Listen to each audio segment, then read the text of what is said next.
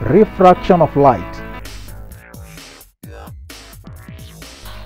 You would probably have noticed that a spoon placed in a glass of water looks bent at the surface of water when viewed obliquely. Also, when a pencil is dipped in a glass of water, it appears bent from the surface of water. This bending of light as it travels through different media is called refraction. The two media, in this case water and air, have different optical densities.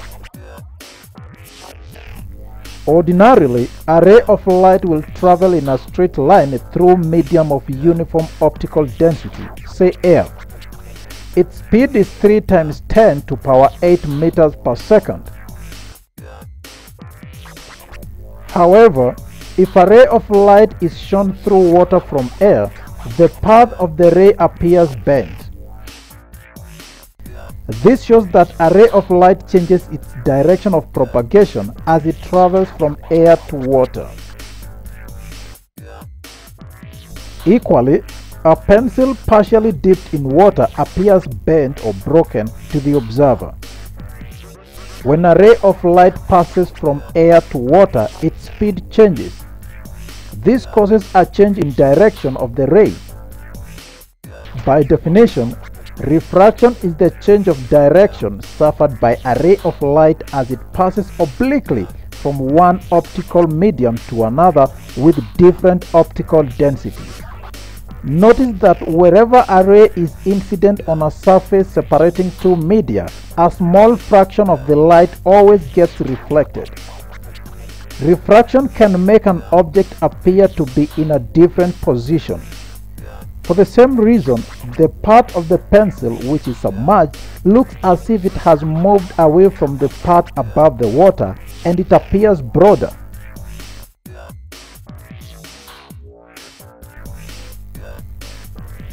Now let us understand what is going on by looking at ray diagrams. A ray of light will bend towards the normal whenever it travels from a rarer media to a denser medium. Here, IO is the incident ray, OR is the refracted ray, I is the incident angle, and R is the refracted angle. In this case, incidence angle is greater than the refracted angle. Next, a ray of light will bend away from the normal whenever it is traveling from a denser medium to a rarer medium. IO is the incident ray and OR is the refracted ray. I is the angle of incidence and R the angle of refraction. In this case, however, I is less than R. Now, the following are components of a ray diagram. Incident ray is the ray of light striking the surface of separation of the media through which it is traveling. The normal is the perpendicular drawn to the surface of separation at the point of incidence. The angle of incidence is the angle which the incident ray makes with the normal at the point of incidence.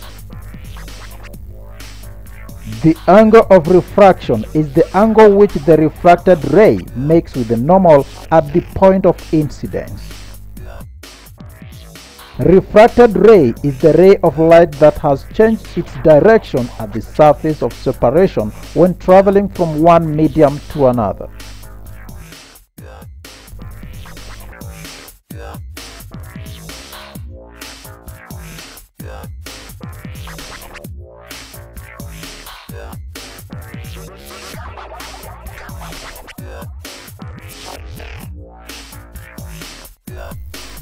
Now I want us to perform an experiment to see how light is refracted when it's incident on a rectangular glass block.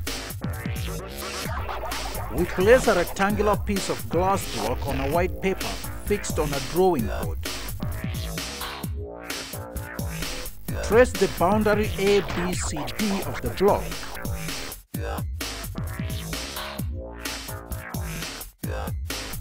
Now remove the glass block.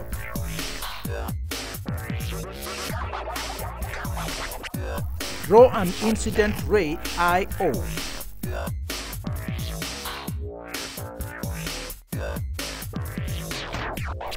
Draw a normal N1, N2 at the point of incidence O.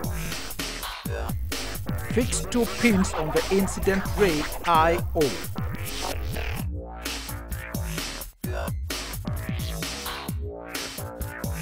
Carefully replace the glass block within its boundary ABCD. Looking from the other side of the glass block, fix 2 pins such that the feet of all the pins are in one straight line. Remove the glass block and the pins.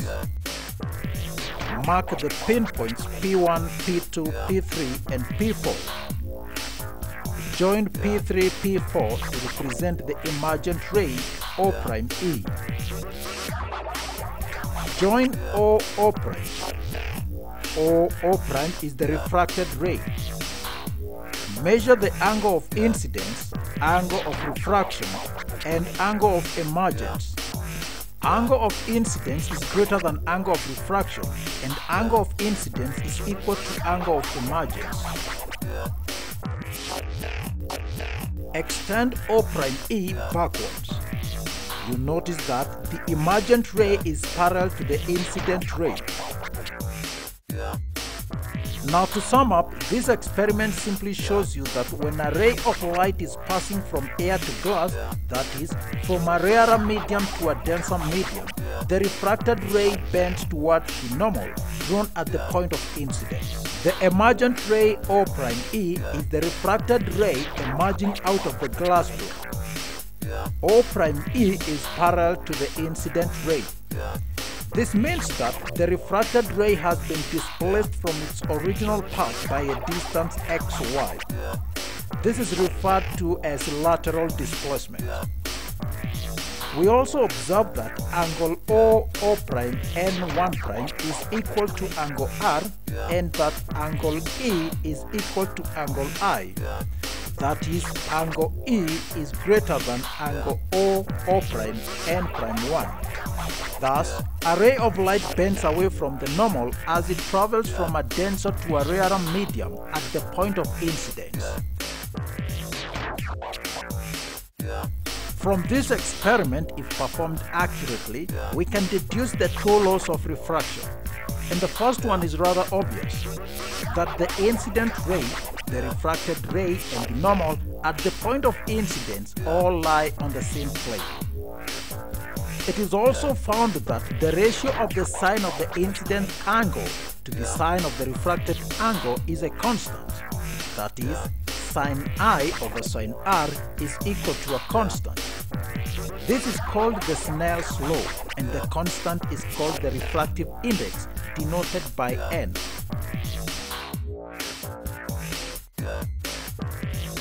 Now you can try this with various angles of incidence and measure the corresponding angles of refraction. If you do that and then plot a graph of sine I against sine R, you will obtain a linear graph through the origin. The gradient of this graph is the refractive index for that material.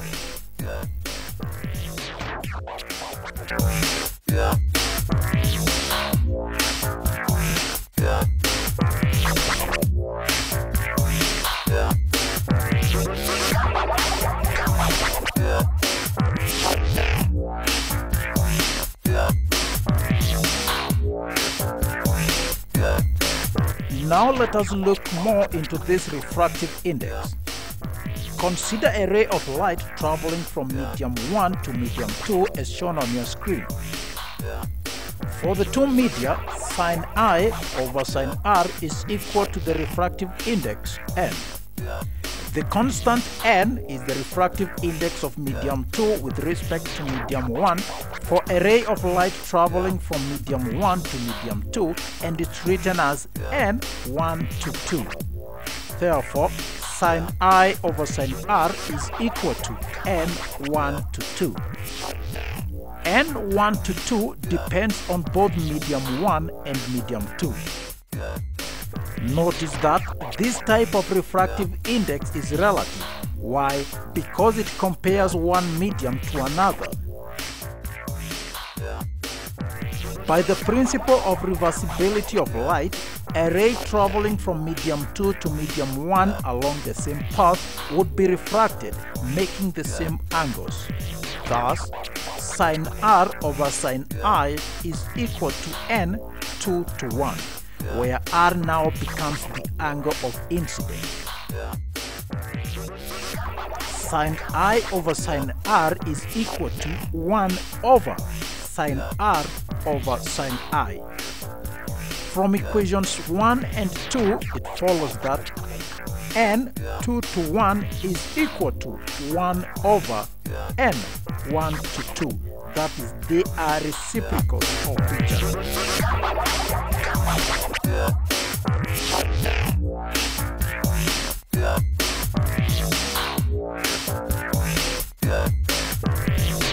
Let's take an example. Calculate the refractive index for light traveling from air to glass given that N glass to air is equal to 0.67.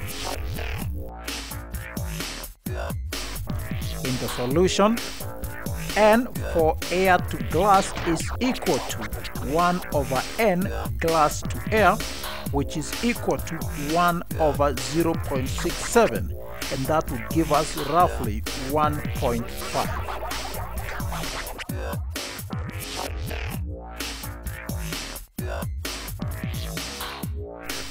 Let's take another example. A ray of light striking a transparent material is refracted as shown on your screen. Calculate the refractive indices of A, N1 to 2, and B, N2 to 1.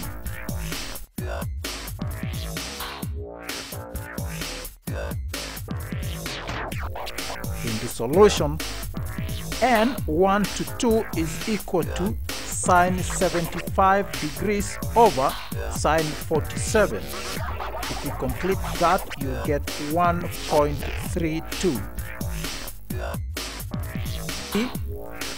N2 to 1 is the reciprocal of N1 to 2. Therefore, we have 1 over 1.32. If you complete that, you get 0.757.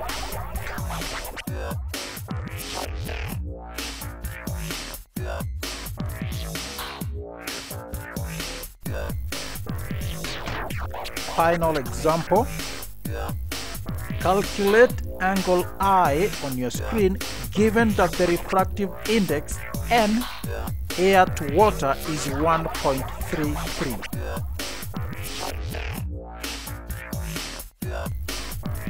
In the solution, 1.33, the refractive index, is equal to sine I over sine 45. If you complete that, sine I is equal to 1.33 times sine 45. Then we have sine I is equal to 0.9404. Get the inverse of that. I is equal to 70 degrees.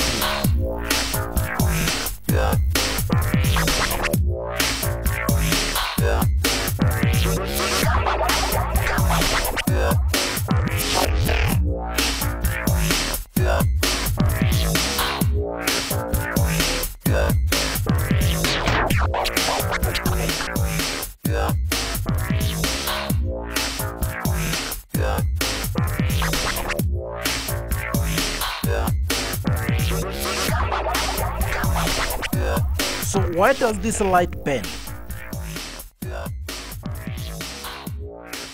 When the ray of light falls at an angle on a glass, some of the light is reflected. The rest passes into the glass.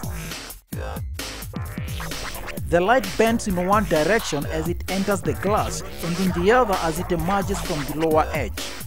It is this shift in direction that we call refraction. But what happens? Think of light as a series of waves. This ripple tank is sending parallel waves across its surface.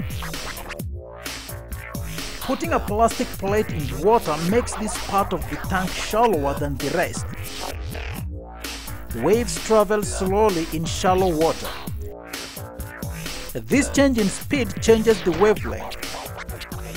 The wavelength at the top is shorter than at the bottom. When the plate is at an angle, the wave also changes direction. The wavefronts change direction when they reach the plate.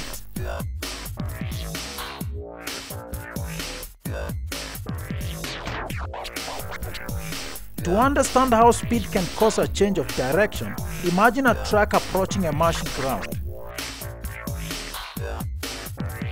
If the marsh is at an angle, the right wheel slows fast. The left carries on its speed for longer, swinging the truck around. So when light hits a glass block, it changes direction because it changes speed. And so we can express refractive index in terms of velocity.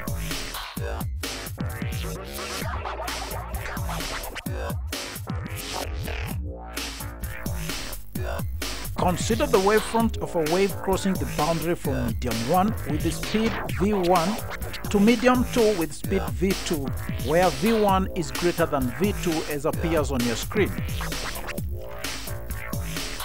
At the interface, the wavefronts are refracted since the motion is slower in medium 2 than in medium 1.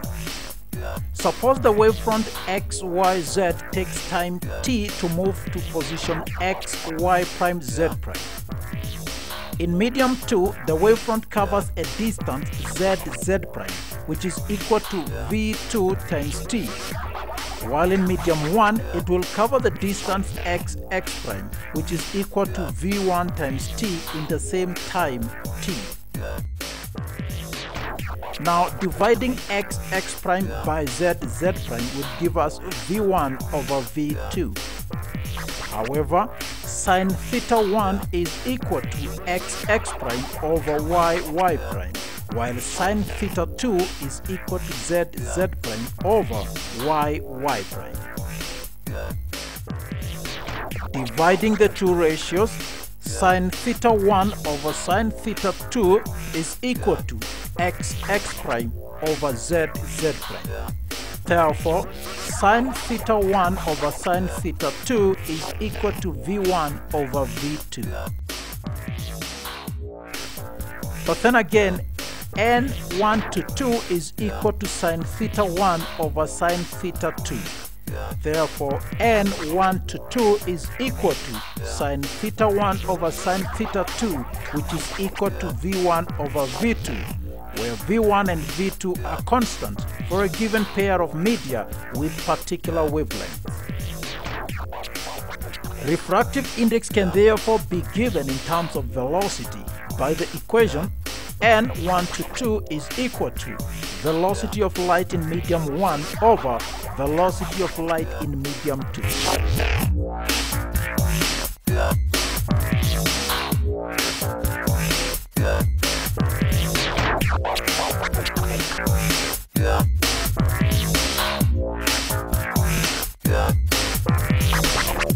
When a ray of light is traveling from a vacuum to a medium, the refractive index is referred to as the absolute refractive index of the medium, denoted by n.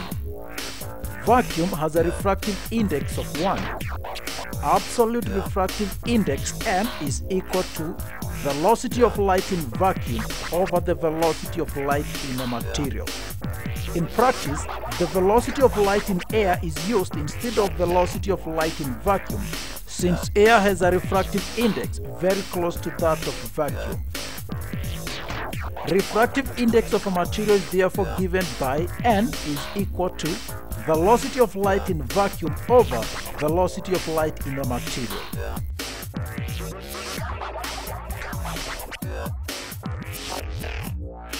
If c is the velocity of light in air, v1 the velocity of light in medium 1 of refractive index n1, and v2 the velocity of light in medium 2 of refractive index n2, then N1 is equal to C over V1. Therefore, C is equal to N1 V1. Also, N2 is equal to C over V2. So C is equal to N2 V2. Comparing equations 1 and 2, N1 V1 is equal to N2 V2. Therefore, NV is equal to a constant and is equal to velocity of light in air, C. Now, N1 is equal to velocity of light in air over the velocity of light in medium 1. N2, on the other hand, is equal to velocity of light in air over the velocity of light in medium 2. N2 over N1 is equal to the velocity of light in medium 1 over the velocity of light in medium 2, equal to V1 over V2, equal to N1 to 2. Correct? Therefore, N2 over N1 is equal to N1 to 2. Again, from the wavefront that we've just seen, N1 to 2 is equal to sine theta 1 over sine theta 2. But then N1 to 2 is equal to N2 over N1. Therefore, N2 over N1 is equal to sine theta 1 over sine theta 2. And therefore, N1 sine theta 1 is equal to N2 sine theta 2. So n sine theta is equal to a constant, where n is the refractive index of the medium and theta the angle between the ray and the normal in that medium. This is the general statement of Snell's law.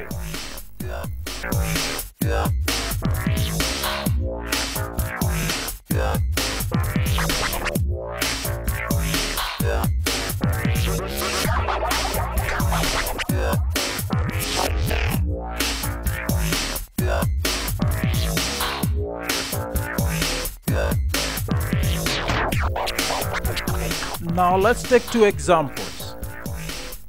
Calculate the velocity of light in diamond given that the refractive index of diamond is 2.42. Take the velocity of light in air to be equal to 3.0 times 10 to the power 8 meters per second. In the solution, and the refractive index is equal to velocity of light in air over the velocity of light in diamond. Therefore, 2.42 times the velocity of light in diamond should give us 3.0 times 10 to the power 8. If we divide that by 2.42, we shall have a velocity of 1.24 times 10 to the power 8 meters per second.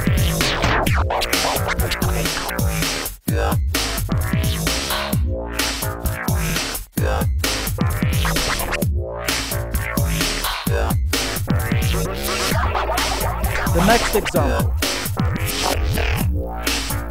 Calculate angle theta given that the velocity of light in water is 2.26 times 10 to the power 8 meters per second and in glass is 2.0 times 10 to the power 8 meters per second. In the solution, N water to glass is equal to 2.26 times 10 to the power 8 over 2.0 times 10 to the power 8, which gives us 1.13. But then we know N water to glass is equal to sine theta over sine 30 degrees. Sine theta is equal to 1.13 times sine 30, which gives us 0.565. If we do the sine inverse of that, we get theta is 34.4 degrees.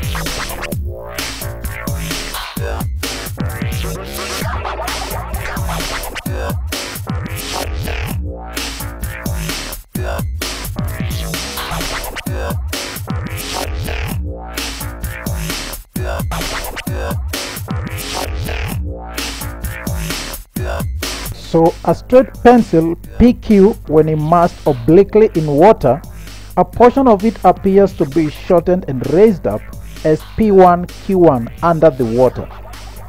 Let's get a ray diagram. Rays of light from the point Q are traveling from water to air. As the rays of light are traveling from a denser to a rarer medium, they bend away from the normal. After refraction at the surface, they appear to be coming from the point Q1.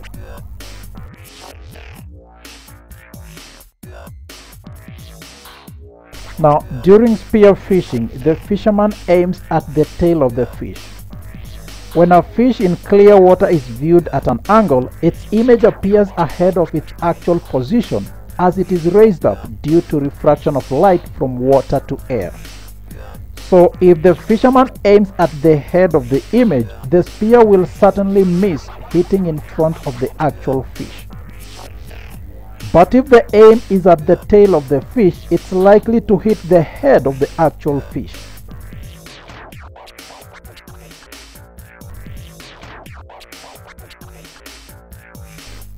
Another effect of light refraction is the apparent twinkling of stars, and you probably have observed this at night. But do they really twinkle? The truth is no, stars do not twinkle. The rays of light coming from the stars travel through different layers of air of varying density. These rays get refracted continuously and bend towards the normal as the refraction is from a rarer to a denser medium. The movement of air and convectional currents causes a change in the densities of layers of air. As a result, the position of the image of the star keeps on changing after every short interval. These different positions of the image formed at short intervals of time give the impression that the star is twinkling.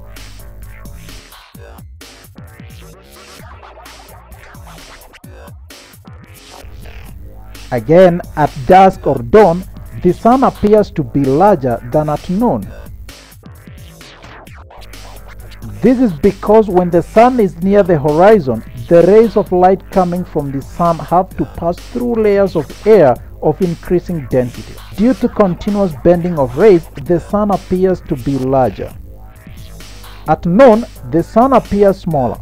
This is because the rays of light that fall normally on the surface of the earth do not get refracted at all.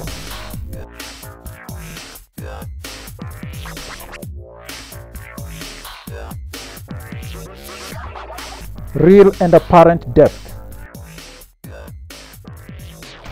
Now, it is a common experience that a water tank appears shallower than it actually is. Also, a coin at the bottom of the tank appears closer to the surface than it actually is. It is due to the refraction of light that the apparent depth of the water tank or any object inside it is less than the real depth.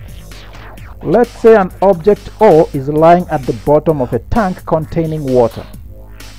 A ray of light AO incident normally is reflected from O along the same path. For this ray, angle of incidence is 0 and therefore the refraction angle is also 0. How about another ray OB?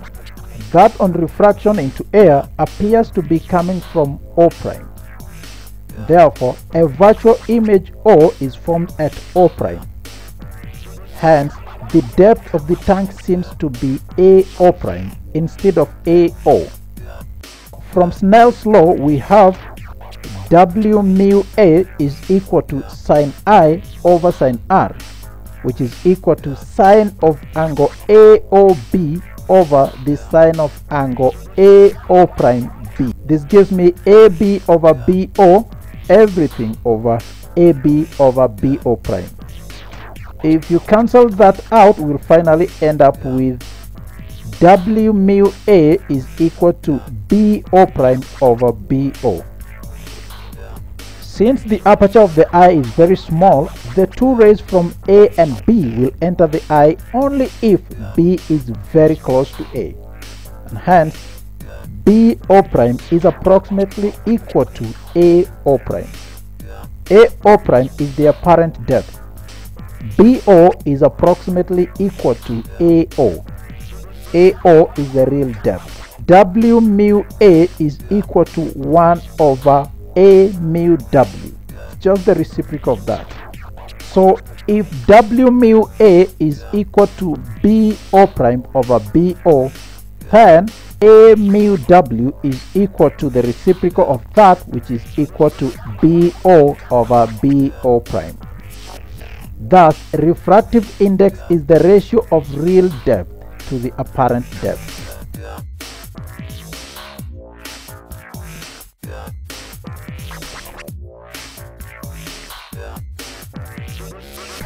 Now, having done all that, I want us to look at this experiment here. We have here a piece of glass and we want to see the refraction of light incident to the glass-air interval for various angles of incidence. So for a ray that is incident, normally it is reflected along the same path. In this case, the angle of incidence is 0 and also the refracted angle is 0. Now let us increase the incident angle gradually and look at the refracted ray. So clearly refraction is taking place at the glass-air interface. And as we increase the incidence angle, the refracted angle also increases. Notice that the refracted angle is greater than the incident angle at any point. Increase the incident angle and see what will happen. Now it reaches a point where the incident angle produces an angle of refraction of 90 degrees. That is, the refracted ray appears along the surface of the glass. This angle of incidence that produces an angle of refraction of 90 degrees is called the critical angle. If the incident angle is exceeding beyond the critical angle, refraction does not occur. Rather, all the light is reflected in the medium and obeys all the laws of reflection. This is called total internal reflection and can only occur at the interface when light travels from a denser medium to a rarer one, like from glass to air. So you see, by the time we get an angle of refraction of 90, some rays are already reflected inside the glass. So again, you see total internal reflection occurs until we get to that critical angle and the refracted ray emerges perpendicular to the normal. So for this media, the critical angle is around 40, 41, 42 there. Anything less than that and the normal refraction takes place.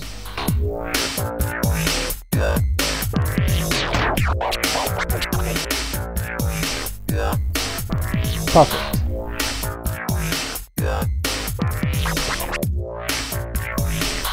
Now let us look at how we calculate the critical angle and total internal reflection, and in this case we are going to use a water-air interface. So the refractive index of air is 1, by now we know that, and that of water is 1.33. Then we have a ray of light traveling from water to air, that is from a more to less optically dense medium.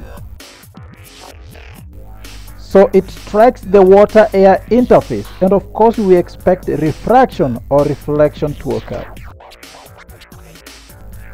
But if we have the incident angle being equal to critical angle, the light will not emerge from either side, but will be refracted on the interface. And that means that we have this angle of incidence which have produced an angle of refraction of 90 degrees. And we want to know what angle of incidence produces an angle of refraction of 90, because that is the definition of the critical angle. And we want to see how we can calculate that. And first we are going to derive the equation for the critical angle. Now this is Snell's law. N1 times sine of theta 1 is equal to N2 times the sine of theta 2. And N1 sine theta 1 is the incident side, and n2 here, n2 sine theta 2 is the refraction side. I want to find out what this angle theta 1 is. So I'm going to take out this theta 1 and replace it with theta c. Theta c being the critical angle, and now we can solve what theta c is. So if I divide both sides by n1, I shall have sine theta c, the sine of critical angle, is equal to n2 sine theta 2 over n1. Now you notice on the left hand side I already cancelled out n1. Proceeding, I know n1 and n2. I also know theta 2 is 90. So sine theta c is equal to n2 sine of 90 degrees. Now divide by 1, and the sine of 90 is also 1.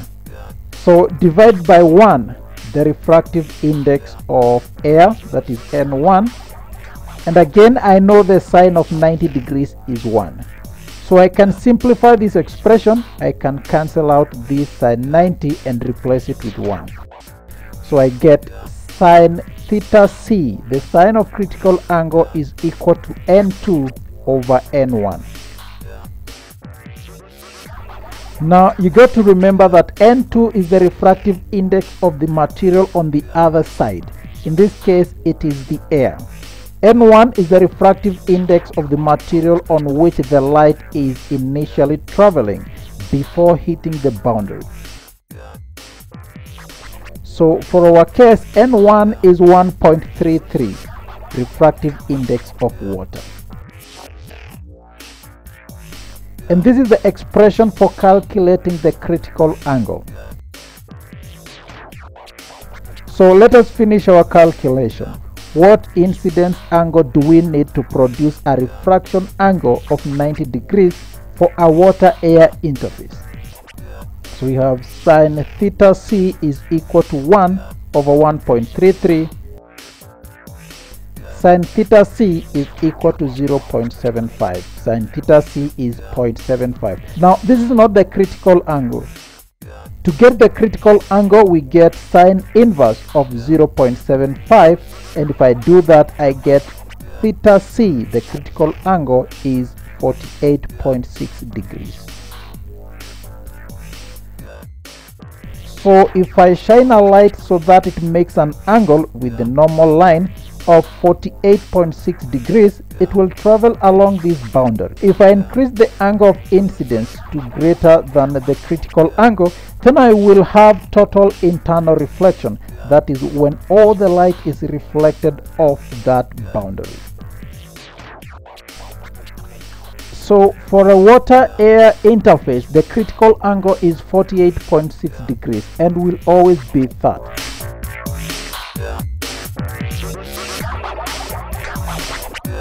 Now this concept is important in fiber optics. We want to make sure that when we send our phone calls or internet or all the stuff that we do is transmitted through the cable without getting out. So we have to have an angle. The critical angle must be greater. If we shine the ray on that critical angle, it will travel along this boundary. But we want to shine it so that it's all reflected in and we have total internal reflection so that we don't lose any signals. Now the fiber optic cable has two parts. That's the core, which usually has a refractive index of about 1.62, and then there is a special layer called the cladding or the clad, and the clad has a lower refractive index of about 1.52. In order to have total internal reflection, this refractive index must be lower. With this setup, we now calculate the critical angle. So sine of critical angle is equal to n2 over n1. We know this from the previous example. Hope you remember what n2 and n1 represent. n2 is the refractive index of the cladding. So we have sine of critical angle is equal to 1.52 over 1.62. And if you do that, you get sine of the critical angle equal to 0.938. Finding the sine inverse, we shall have theta c, which is the critical angle, is 70 degrees. So if I increase this angle slightly, I'm gonna have total internal reflection. And that's basically the principle behind the fiber optics.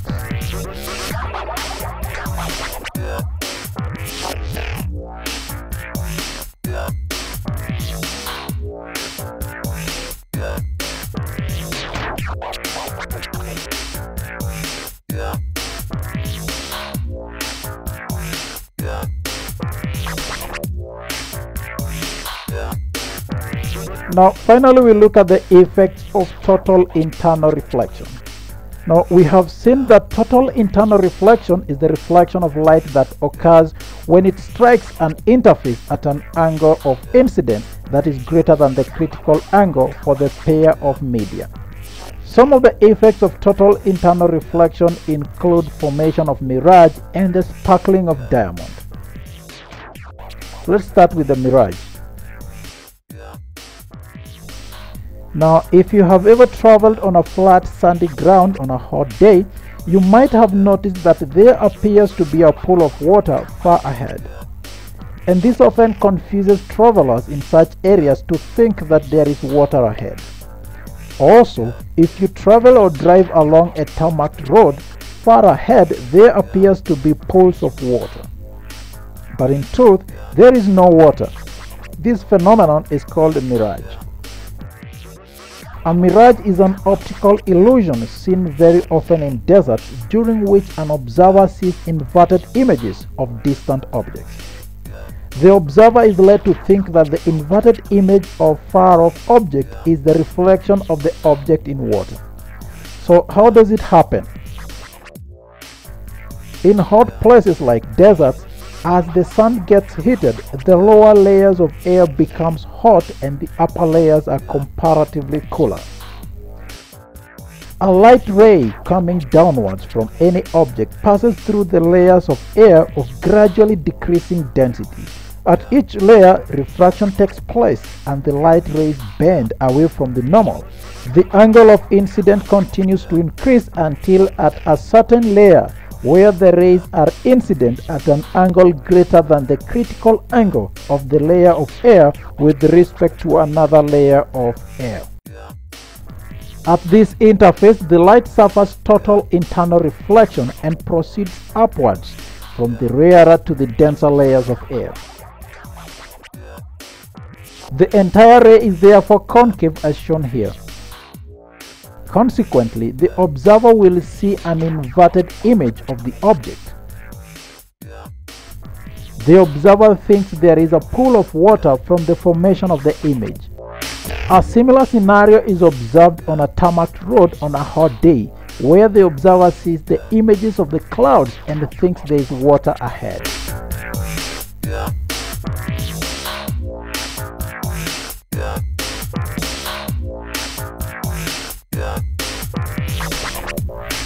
Sparkling of diamond.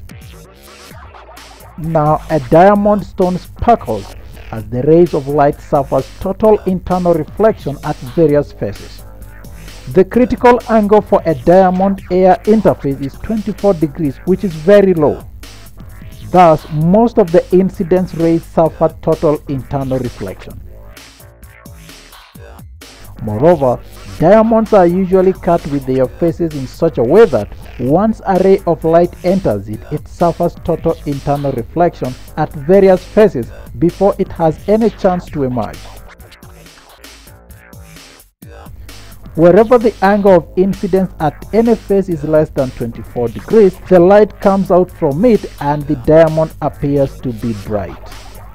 Thus, a ray of light on entering the diamond literally gets trapped within for some time and causes it to sparkle.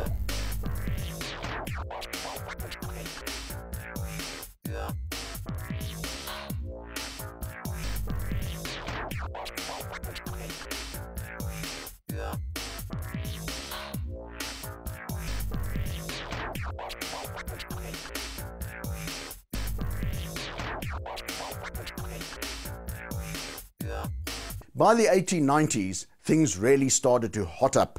In those times, guys like William Crookes, various other experimenters, all started playing with this new phenomenon of high voltage using a device called a Ruhmkorff coil and passing this high voltage through tubes that the air had been exhausted from. So in other words, they had removed the air from these tubes and they tried to see what would happen if very high voltages were passed through this lot. Now, there is our cathode ray. You can see the ray appearing across the tube. This is the sort of thing that fascinated the scientists of those days. Now, this is very interesting because this led to all sorts of things. And of course, if you continue to experiment as they were doing, what would happen? Discoveries are bound to be made. And this, of course, led not only to the discovery of the electron, but also the discovery of something that I'm sure a lot of us have had dealings with in one way or another, the discovery of X-rays.